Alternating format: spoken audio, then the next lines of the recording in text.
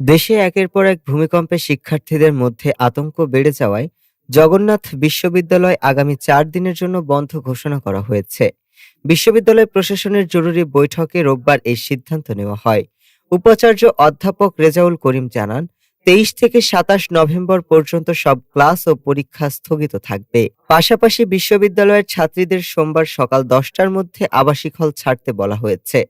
উপাচার্য আরও জানান, ভূমিকম্পের ঝুঁকি বিবেচনায় বিশ্ববিদ্যালয়ের ভবনগুলো পরীক্ষা-নিরীক্ষার জন্য একটি বিশেষ তদারকি কমিটি গঠন করা হয়েছে। বিশেষজ্ঞ দল ভবনের নিরাপত্তা যাচাই করে 4 ডিসেম্বরের মধ্যে প্রতিবেদন প্রকাশ করবে। সেই প্রতিবেদনের উপর ভিত্তি করে বিশ্ববিদ্যালয় পরবর্তী সিদ্ধান্ত নেবে। এ সময় 30 নভেম্বর থেকে 4 ডিসেম্বর পর্যন্ত অনলাইনে ক্লাস নেওয়ার ঘোষণা দেওয়া হয়েছে। এর আগে শনিবার ঢাকা বিশ্ববিদ্যালয়েও ভূমিকম্পের আশঙ্কায় 15 দিনের জন্য বন্ধ ঘোষণা করা হয় এবং শিক্ষার্থীদের বিকেল 5টার মধ্যে হল ছাড়ার নির্দেশ দেওয়া হয়।